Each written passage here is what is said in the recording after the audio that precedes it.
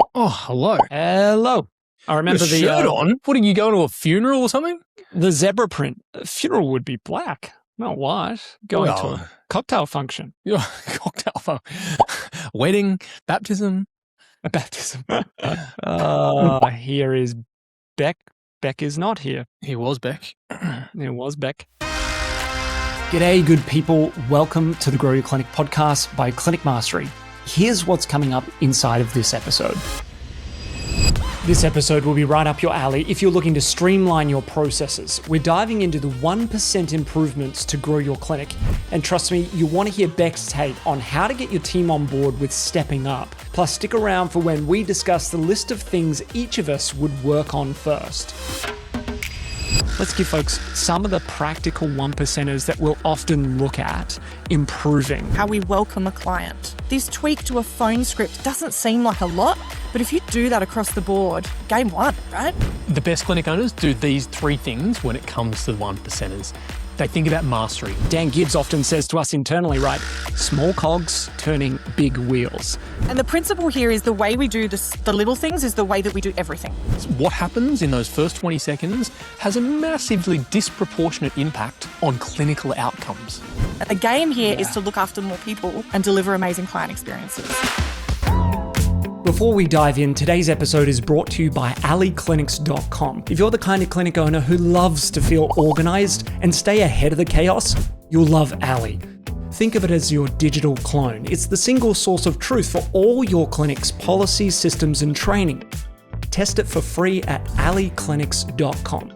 And in other news, applications are now open to work with us one-on-one at Clinic Mastery. If you want support to grow your clinic and bring your vision to life, just email hello@clinicmastery.com with the subject line podcast and we'll line up a time to chat.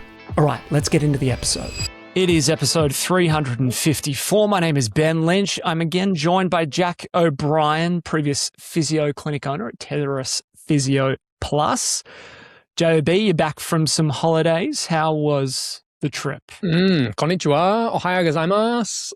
Had a wonderful time in Japan, sampling all the 7-Eleven food delights, the snow of Niseko, and it's good to visit a few clinics actually, and good to be back in the saddle. Tax deductible. That's what he was looking for. It was a work trip. If the ATO is listening, it was a work trip primarily. Primarily. Oh, gee. Bec, also joined by Bec Clare, owner of Physio West here in Adelaide, 2 locations, team of 30-odd. Bec, how are you doing? What's happening in your world? Super. Had a great weekend. It was a long weekend here in Adelaide just gone, including the wedding anniversary as well. So we got nice Congrats. Little dinner date out. So it was lovely. Beautiful. Of course. We had the race that stops the nation. The Adelaide Cup. Oh, gee, it's always a blast. Don't go anywhere near the racetrack at that on that day. It's chaos. It's chaos. Well, before we dive in, JB, I've got a couple of things. We got heaps of new listeners. Welcome if you are one of those.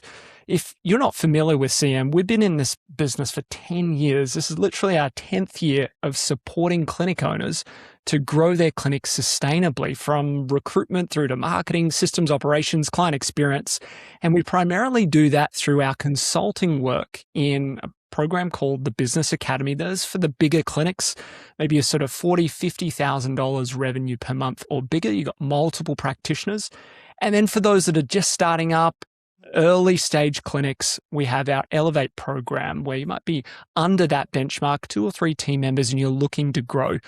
We also help folks with marketing in a done-for-you Google Ads service. If you don't really want to get behind the scenes in Google Ads, I don't know about you, but that's me. So we outsource to an awesome service run by Peter Flynn, who's part of the team here, who can run your Google Ads and help you acquire new clients. Or if you're looking for a trusted provider, we have a network from accounting, HR, legal, and lending. Just send us an email, jack@clinicmastery.com, and he'll be able to connect you with one of those support services. But thank you if you're a new listener. And for those members that are listening in, kudos to you. Well done for putting this in between your coaching sessions. There's a bit of accountability and inspiration as well. JB, I'll throw over to you before we dive into the episode. Yeah. Hey, if you're a new listener, welcome. We would love your honest feedback. So if you could give us a review or rating on Spotify or a Google review as part of Google Maps, that would be amazing. So let us know what you think. 5 stars would be wonderful. And a quick shout out to a couple of new members who have joined the community and Allie members as well. Hopefully you've seen my viral video on Instagram, me having a conversation with ChatGPT about Allie. But I want to welcome Emily, who's in regional Australia. Welcome to the Business Academy. We love our country folk. This great land of Australia has so many rich personalities across our great land. I've had a number of new members from the US and UK apply to join and join our broader community. Mitch is a podiatrist who has joined recently, and Allie trials have gone through the roof, Ben. Yes. So it is free trial, 30 days, no credit card required. Head to allieclinics.com. That is allieclinics.com. Well, today we're going to be talking about 1%ers. And I think most clinic owners, when they think about growing their clinic, perhaps they default to some of the bigger moves like new locations, new services, big marketing campaigns, new recruits. And often it requires that. But we also see quite regularly that inside of clinics, growth actually comes from doing dozens of small improvements that we call the 1%ers. Dan Gibbs often says to us internally, right? Small cogs turning big wheels. Small changes to systems, admin, communication, client experience, they might seem minor on their own, but when you compound them across a team, across a year, they can have massive impact.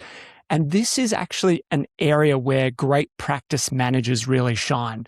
They're kind of close enough to the day-to-day to see the friction, the inefficiencies, and the little things that slow a clinic down. So today, Bec, you really wanted to talk about the 1% improvements that can actually grow clinics, the kind of changes that are simple, but maybe overlooked. So do you want to just elaborate a little bit more on the 1% or the marginal gains framework that you use and you help other practice managers use in their absolutely. clinic? We've been chatting about this in the Practice Leaders program, which is available for all of our Academy members. We'd love to see your practice leaders, practice managers, clinic leads, admin leads in there. It's an awesome community of around 200 practice managers and leaders. So it's a fabulous community, and we're all about those marginal gains and collaborating together and learning from what others are doing so we don't have to reinvent the wheel. But the marginal gains theory in part comes from Team Sky, which is the British cycling team, and I've actually run this content just... Did someone say cycling? Jack, Lycra? what? Yes. Oh, I need to hand over the mic his helmet at this point. Why am I talking about cycling when, Jack, you are the guru? Well, it comes, and I've just run this content for my team and in the Practice Leaders program around really understanding what it means to lean to and look at sport. We can see the very best at what they do on that stage. And so this story is about the British cycling team. They were a team that from 1908 to 2008 had won just one Olympic medal. They were really looked at as, well, they should have been elite, but they weren't, to the point that sponsors didn't really want their logo on their bikes. They're happy to sell them the bikes, but gee, we don't want to be associated with you. You're not successful. And so in 2008, they hired a gentleman by the name of Dave Brailsford, who is now Sir Dave Brailsford. So cueing here that they've been successful off the back of this. And Dave's role or mantra coming in was, we're going to look at all of the tiny things. So the 1%ers across the board will leave no stone unturned. They did the obvious, like look at nutrition, look at the seats, but they also put their outdoor riders in indoor suits because they were more aerodynamic. They split test the massage gels and creams to see what would be most effective for recovery. They looked at sleep so that all the riders had the sleep test, and those pillows came with them on the road. They had a 5-year goal of winning a Tour or having a British cyclist win the Tour de France. They did that in 3 years. And then they won the next 3 out of 4. And in the next Olympics, they won 70% of the medals available for cycling by just changing really small things.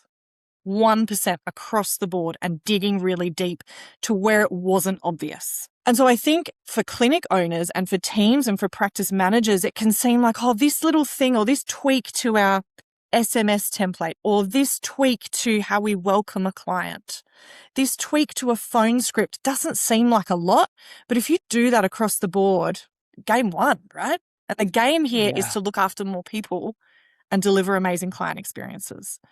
And so I think being able to picture that from a sporting perspective really helps people understand and unpack just how meaningful small things can be. JB, you've spoken about this before in the unreasonable hospitality example, where they actually looked at the best restaurants. And I think the question was sort of the opposite. Not what do they do maybe that's like incrementally better, but what's like a 1%er that they don't do. And I think they use the example of they have this extensive wine list, but no beer list. And they're like, well, we want to offer an extensive beer list and have a beer sommelier come around and help you with that dining experience. And they give a few other examples. But how do you, JB, think about instilling this marginal gains 1% mindset into the team and that it actually carries through into action? Yeah. Well, you took the words out of my tab. I've got the Unreasonable Hospitality shared here on screen. A wonderful book. If you're listening along, please grab this on Amazon, Audible, wherever you shop, or Booktopia, support local, all those things. Unreasonable Hospitality, Will Gadara, owner of one of the most wonderful restaurants in the world. And one of the things I love about this book is that their aspiration was to be a four-hatted Michelin restaurant, a 4-star Michelin restaurant. And if any of you are in the food game, you would know that 4 stars doesn't exist. It only goes to 3. But they wanted to create a whole new category of what it means to be hospitable. And I think, when I hear like marginal gains, it's like, yeah, you're right. They're 1%ers. They're not monumental. They're marginal. They're the little things on the fringe. And it reminds me of, and maybe we're going to coin this term. This is maybe a new CM phrase that these 1%ers, they are the 8th wonder of the world. They're the 8th wonder of the allied health world. It's like compound interest is the 8th wonder of the world. These 1%ers are the 8th wonder of what it looks, there's 7 degrees in clinic mastery. This is the 1%er that makes all the difference to your client experiences. And, I think often it's not about doing more necessarily.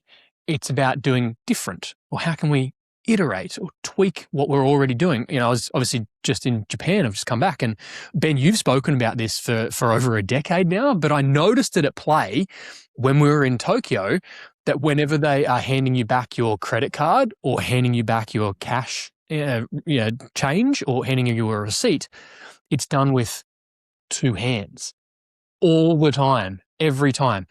And so in a clinic context, it's only subtle, but if you're handing someone back their health fund card, you don't just slap it on the counter and slide it back. It's, can we present it?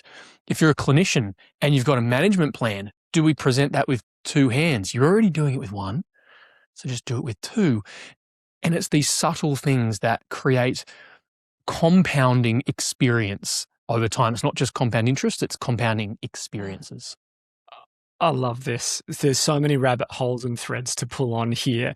The first I want to go down is, you mentioned a really good point, JB, of like focusing on the 1%ers. How do you straddle that line between people keep getting stuck in these really like small things that don't really make a difference? And they're, that analogy of the jar, and you fill it up with sand first, and then you put the stones and the rocks and the pebbles, and that's not really the right order. I'm sort of cutting to the chase here. Other folks do it way better. And if you search for it online, you'll find some really good examples. They often use it in a life, putting what matters most first. And in that example, it's like put the rocks in, then like the pebbles, and then, the stones, and then the sand. Just use that visual reference. How do you then make sure that you're not got all these team members working on small things that clog up their day, and actually they miss the main thing, which is greeting the client or rebooking the client, etc.? Bec, how do you straddle that of presenting this notion of the 1% improvements, but also not getting stuck in the weeds, so to speak?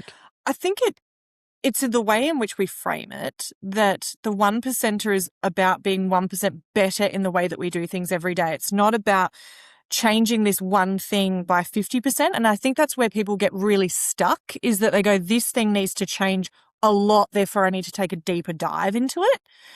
Let's subtly tweak it. Have we delivered that script with greater purpose? Have we trialed delivering that with two hands, as Jack said, the management plan? So it's about understanding what is a little bit of that versus having to unpack the whole system, which is where we get really stuck. And I see practice managers, particularly where we say, hey, we're looking for 1% improvement, we'll try and unpack the entire system all the time because they're so details focused. And it's also why they're really good at their job, is because they like the details. But it's about helping them go, okay, what is one thing that could improve? Yes, there's. But I can understand that, because you're like, I don't want to do a superficial job. You know, there's that other saying, like, if you're going to do a job, do it properly, you know.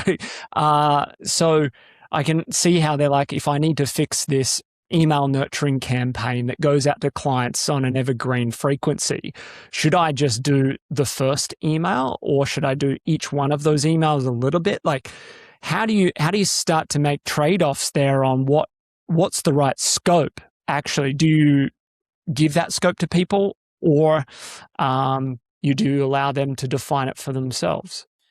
It would depend on the person, to be honest. If I know that this person might go down a rabbit hole, some team members are just inherently good at picking the one thing and running independently. But if I know that a team member has shown a history of going down a rabbit hole, I'll be more directive in how I want them to go about that marginal gain. And it's the coaching that becomes part of that. We go, okay, can you see what we've done here? We've just changed one thing without unpacking the whole thing. That's what I'm looking for from you for the next time we go to do this. So using that teaching as a coaching moment to help them get to a point where they can do it themselves. But I'll be quite directive with the team member in that initial phase. Yep. Something that's helped me in this context is thinking about when we say 1%ers, we're talking about a literal handful, a very small portion of your work day or your work week. So if you try and do everything, you'll do nothing well. So let's keep it small. And I heard this principle of you want to think about the 80-20 rule and then apply the 80-20 rule to the 20%. Now, forgive me for the maths, Ben. It's less than 3 weeks till our event. But it's, how do we take what is 20% of the 20%?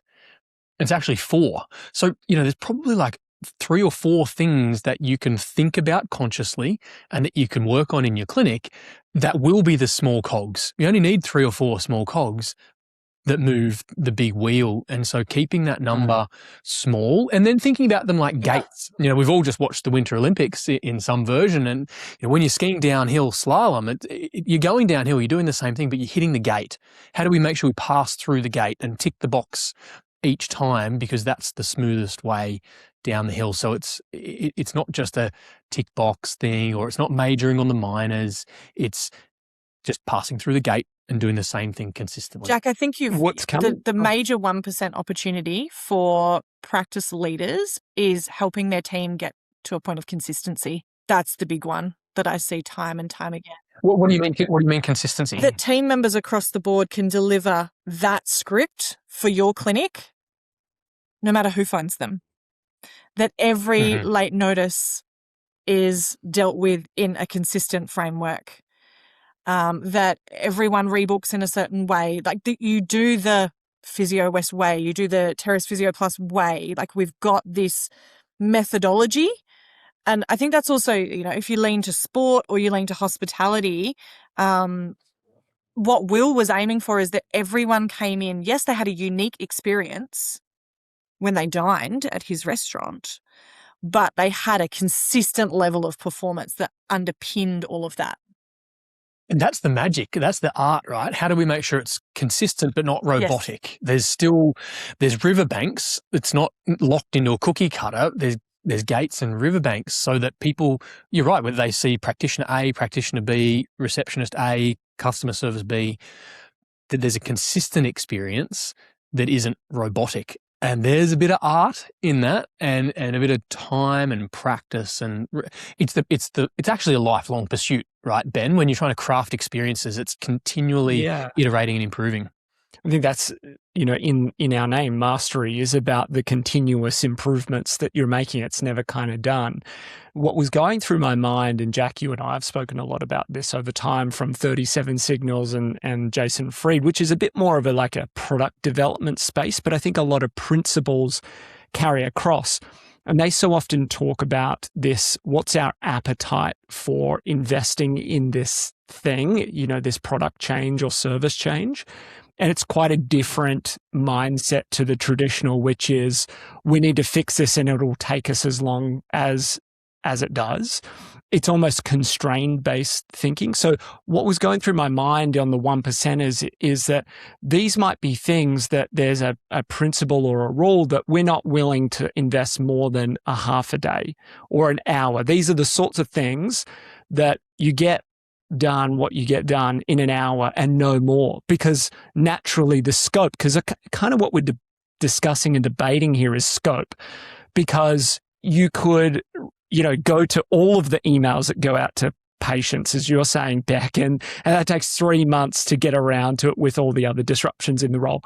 But actually what we're saying is you've got 2 hours on Monday morning that are available. We don't want to spend any more than that. And the objective is to improve perhaps the emails that patients get to, increase the open rate and action rate, whatever that may be.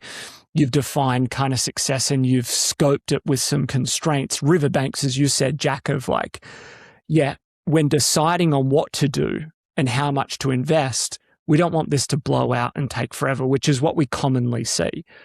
Bec, how else do you start to add some of these constraints so that they don't blow out in scope? I think it's coupling the 1%er with progress over perfection. So it might be that you chip away at one email a week, right? But we're making progress. That one email is better than it was last week. And then the next one and the next one and the next one. Yeah. Whereas a lot of clinic owners and their practice managers will hold off. They'll pause all communication and go, no, we need all of these comms to have the same theme, have the same feel, and we press go again and we relaunch. Let's just subtly iterate. And that's almost the 1%er coming into our progress over perfection. Because I have to say, nothing's ever going to be perfect, right? Because we're living in a world where things change so rapidly, whether that be technology or what people expect from an experience. Totally. And we want to be, that's how we grow. So I think the moment we try and hold off on things until they're absolutely perfect, it doesn't work.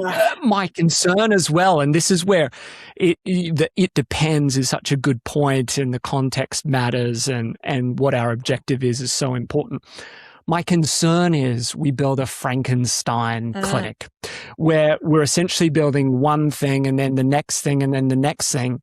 And if we'd actually spent just a little bit more time initially scoping out what does done look like, or what does success look like, or what are we actually trying to achieve, then we might actually identify, a more sustainable path to get there rather than just what's in front of us. So how, Jack, do you straddle that where you're not just building bits and pieces and then going, actually it's a bit clunky, it's a bit Frankenstein? I think it's both and. There's a case for strategic thinking or long-term thinking, beginning with the end in mind and deliberately architecting what we want to build and achieve.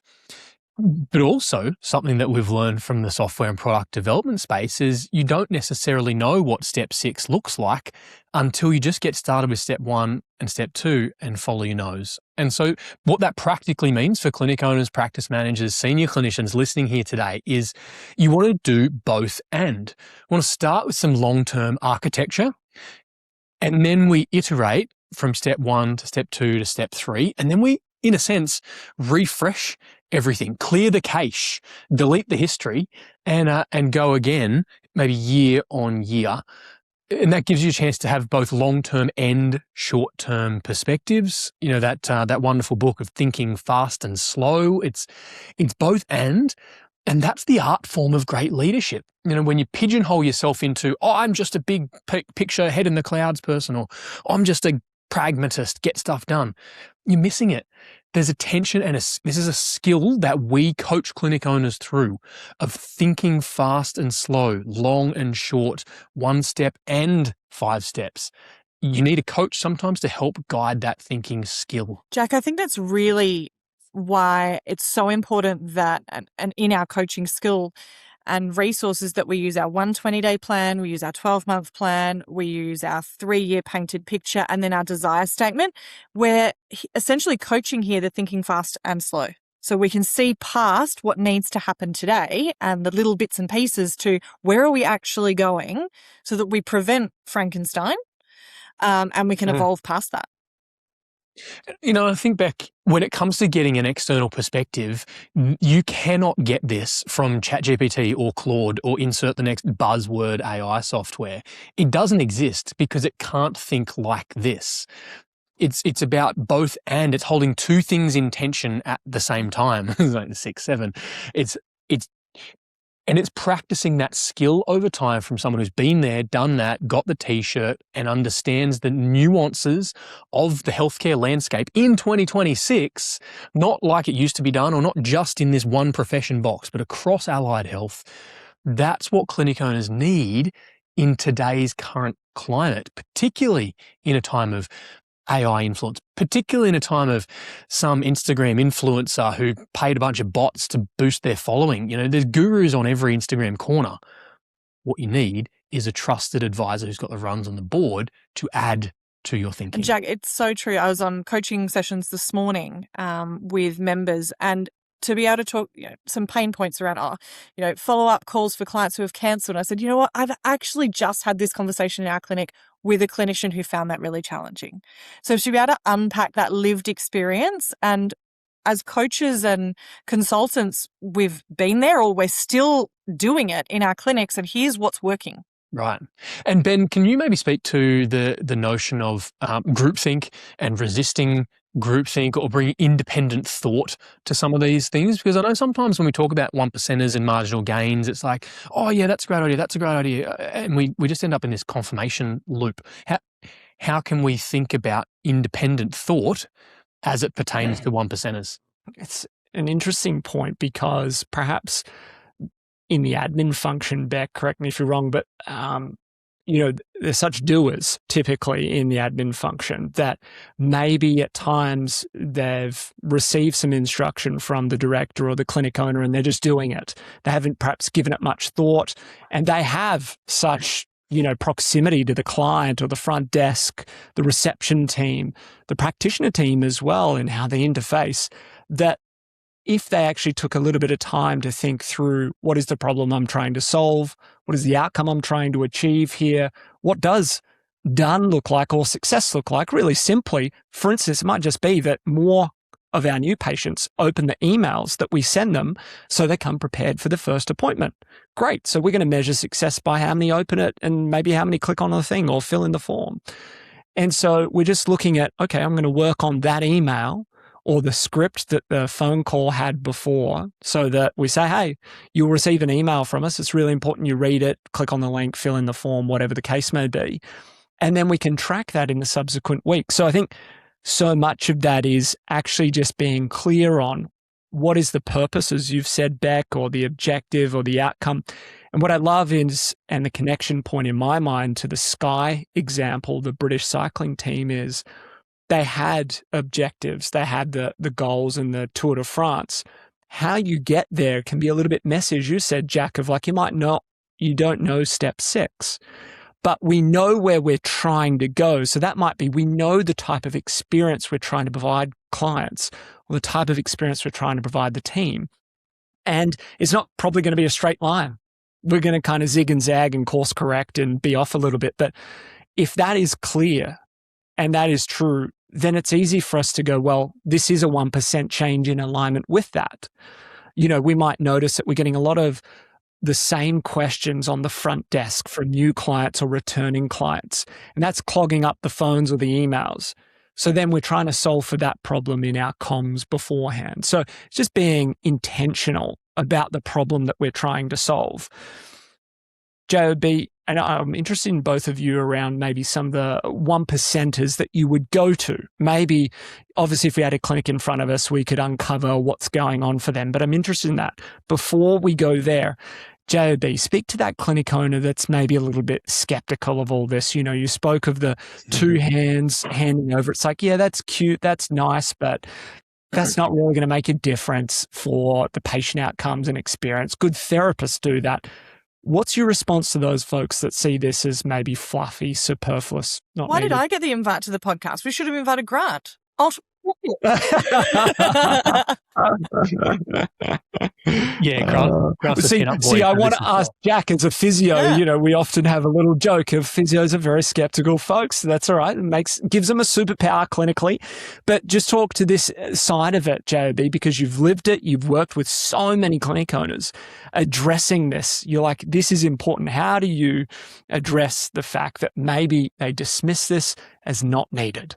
Yeah, and I would have been that guy, that clinic owner that goes, this is a bit superfluous. Like, is it really, how can I measure it?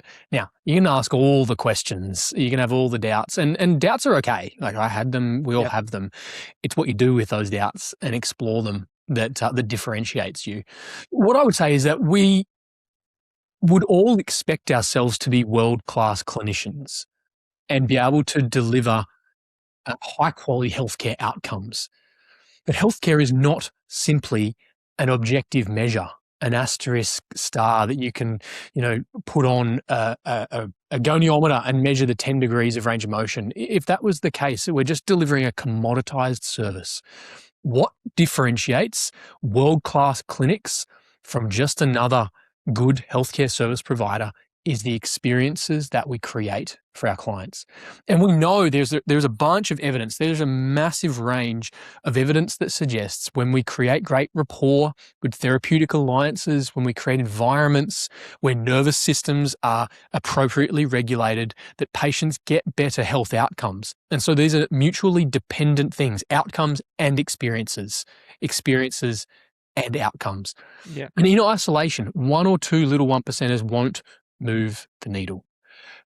But when you compound them over time, again, it's the eighth wonder of the world. When we compound these little things over time, not only do you differentiate yourself from the other clinic down the road, which is critical in a 2026 era when anyone can throw up a website on Lovable and get some content from ChatGPT, you need to differentiate yourself. And we do this through experiences. And then practically, how will we know this works? When you use your tools like Allie or your old school spreadsheets, if you're that way inclined, you can measure the impact of client experiences tangibly on your P&L, on your dashboard, specifically usually through your PVA or the lifetime value of a client. Secondarily, you can measure it through your NPS and the Net Promoter Score. What is the experience that our clients feel?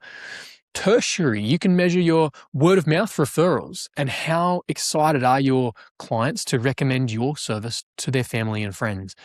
So there's a number of different ways that we can measure this, but ultimately our patients don't just remember how much range of motion you improved or how you decreased their score on a therapy assessment tool.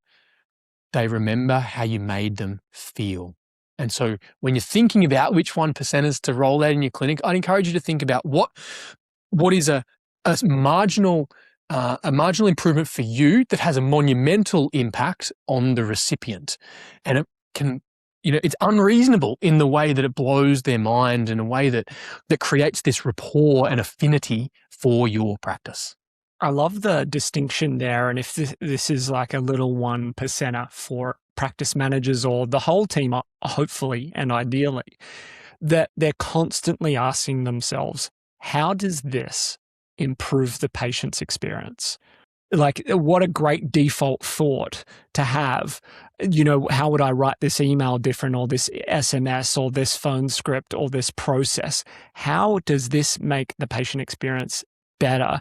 Bec, let's go to some examples here. We've littered a few throughout. I'm interested for you as well, JOB. Let's give folks some of the practical one percenters that we'll often look at improving. So maybe we can't articulate exactly what the improvement is because it depends on how it's set up currently, but where would you be looking, first of all, at improving the admin/patient experience? Bec, let's start with you. I'd be leaning to the principle in Will's book, Unreasonable Hospitality again. And an exercise that we did at a team day was I laid out a table with a whole bunch of dishes on them, and the team were outside of the room when I did this. They then came in and I said, what do you notice about the table? Now, the table was perfectly set. White tablecloth, the glasses in the right place, the cutlery in the right place. And they examined this table for quite some time and they just could not pick it. And it wasn't until I turned the dishes over and all of the labels were facing the same way. So the principle is you turn the dish over because you're curious about where this beautiful cutlery or crockery came from, and you can see the label and it's facing you. And the principle here is the way we do this, the little things is the way that we do everything. So how can we when you ask me, Ben, what would I systemize in a clinic? I would systemize something like a task list, something like Asana or Trello. Take the bulk of the work out of your team's head and into something that they can follow, no matter who is on, it's consistently delivered, which frees them up for the experience element. When it's out of their head, they can focus. Ben, you're right here in front of me. I'm going to care for you and give you the experience like no other. I'm going to give you your management plan with two hands. It creates that freedom because they're not thinking about, my next task that I've got to remember to do by this due date is. It's just all there. Yeah. That's the big one that I see is low-hanging fruit for clinics is systemizing their task list. JB, what about you? Where would you go to? I would go to one verbal communication cue and one non-verbal communication cue.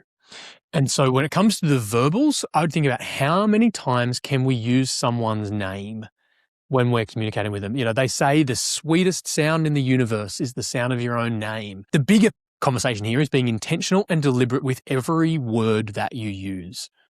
So it's not just, g'day, how you going? It's, Bec, welcome. It's lovely to see you today. Right? It's leading with their name and it's being deliberate about the words that we use. And then when it comes to the non-verbal cues, and we're talking specifically about client experience teams here, when it comes to the non-verbal cues, what if you could stand up and get above the countertop that is classically in clinics? Or what if you could close your laptop? What if you could push the keyboard and the mouse to the side and turn and face someone? What if we could shake hands and maybe when we shake hands, we hold our own elbow because there's a non-verbal cue in how we communicate. So one verbal and one non-verbal cue from an administrative perspective. And then the same is true for clinicians. You know, I love what Mick Risk at iMove Physio talks about, one of the coaches on our Clinic Mastery team, of in your clinical notes, taking some personal social history. Can you write down the names of their children or their dog or their coffee order? And when they walk in and say, Ben, lovely to see you. Why don't you take a seat? And by the way, how did Tommy's basketball game go on the weekend? It's like, he remembers my son's name and that he played. It's those little verbal cues. It's when we open the door for someone and welcome them in, when we let them sit first, or how do we posture ourselves? Do we change our hands or our arms? Jack, the one percenter on the name, if we've got the name down pat and we're using that all the time, the 1% on that is, does that patient have a preferred name? You've just mentioned that the sweetest sound is our own name. Not when you call me Rebecca. That's what happens when I'm in trouble. So it's Bec for everyone and that familiarity. So preferred name, or have some cues around pronunciation so that we get that sound is exactly how it's meant to sound for that person's name. That's the iteration on the 1% that we're talking about. How can you go one better? Right. Yeah. I mean, that's something I learned, I think, with you, Bec. It was like, it's not Bec and Grant. It's Bec and Grant. And that's very South Australian, but that's okay. That's how it rolls. Or do you dance or do you dance? Well, depends which state you're in, doesn't it? I love both of those contributions. My mind went to the new patient experience and then management plans. Even just in our conversation, we're so used to talking through management plans or treatment plans in a physical form, like a piece of paper or a PDF that's sent to the client afterwards. Even just, do you have that? and slash what information is on that management plan there. To your point, Jack, if you captured some of those meaningful goals or, history about the patient that you can reference here. So number one, does every client have a physical management plan, either delivered digitally or in person, of what their treatment's going to look like over the next subsequent visits according to the therapist's best recommendation? Like, number one, they get straight to it. The other one was around the new patient side of things. That's where there's probably peak anxiety or stress, depending on the context that you're in. Obviously, for the psych clinics that we work with, it's going to be much bigger maybe than, say, in a physio clinic where it's an MSK injury, or for the parents of speech and OT, kids who need some support. How can we literally empathize with our clients? We've heard so many of their questions and concerns over time, and I love a little quadrant, which is like, what do they think, feel, say, and do at this point, like before they come into the initial appointment, during and post? And what could we do to improve what they think, feel, say, and do? How can we minimize some of the stress or the miscommunication? So I go to, in a similar way to you, JB, like, what are the emails and SMSs that go out beforehand to make it super clear? Here's exactly what to do. We'll walk you through the whole process. And then the relevant sort of induction or orientation of a new client. So I would first go there and the management plans, but I reckon together we'd make a really good consulting business.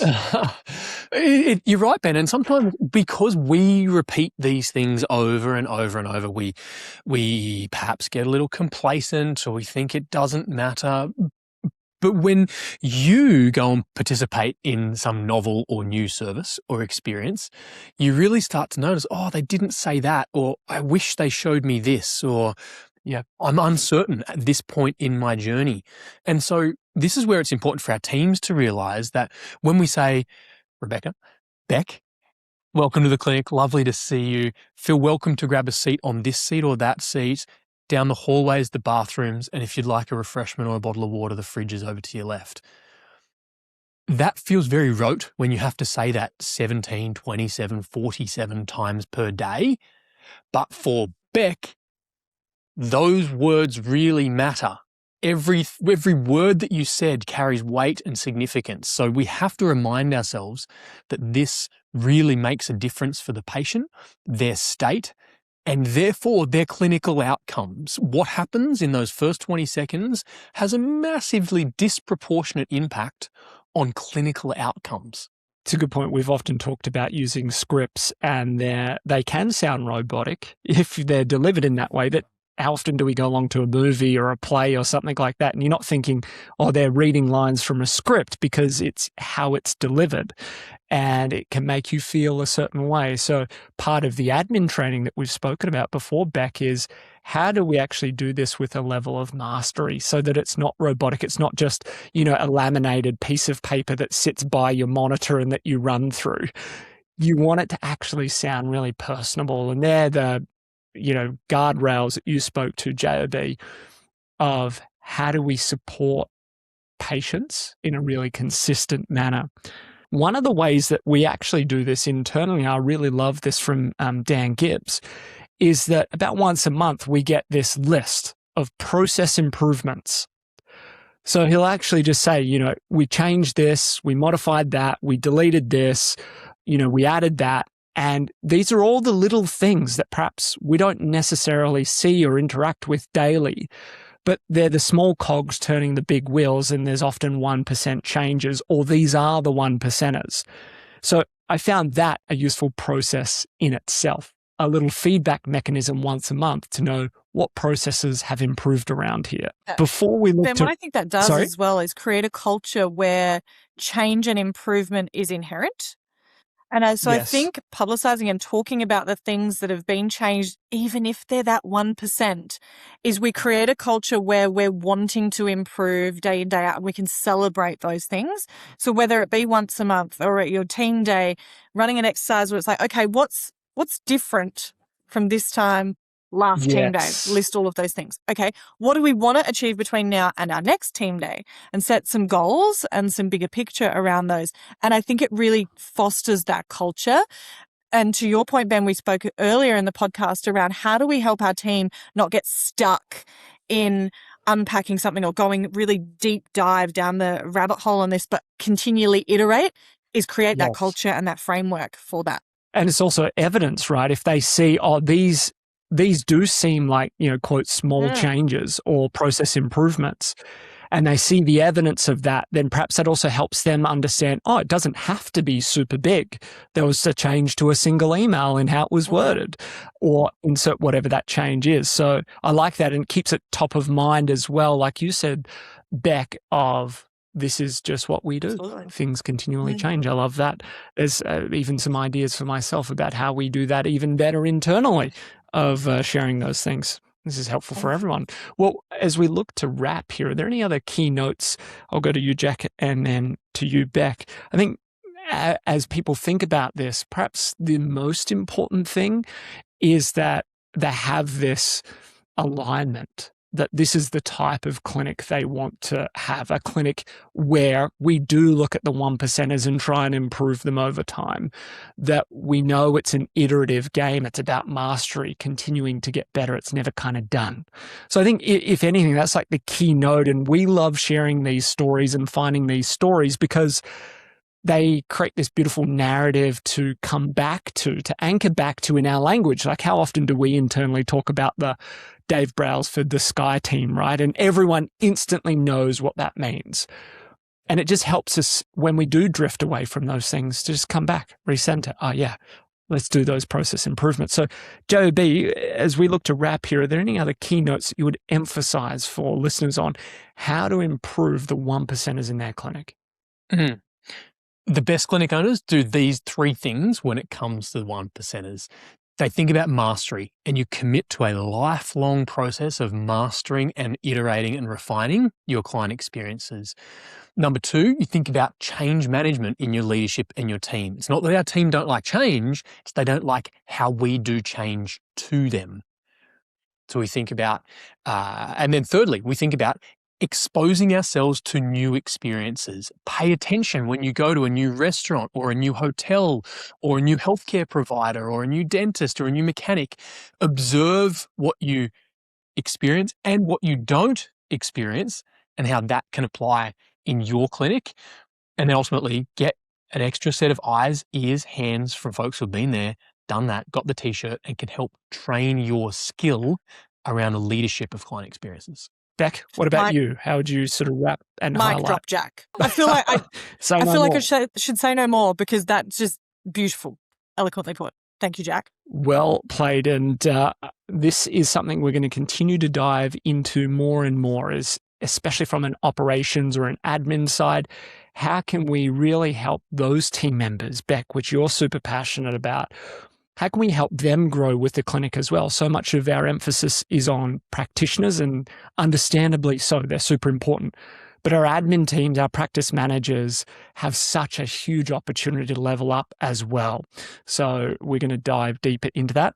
Well, you can head over to clinicmastery.com/podcast for the show notes here and all previous episodes. There's also a whole bunch of free resources on the website. Grab a copy, or if you want to just get to implementing things, call Jack. Give him a message, jack@clinicmastery.com, and you can talk through how you actually create sustainable change with us at your side. Bec, Jack, thank you again for another awesome podcast. We'll see you soon. Bye-bye. Bye-bye.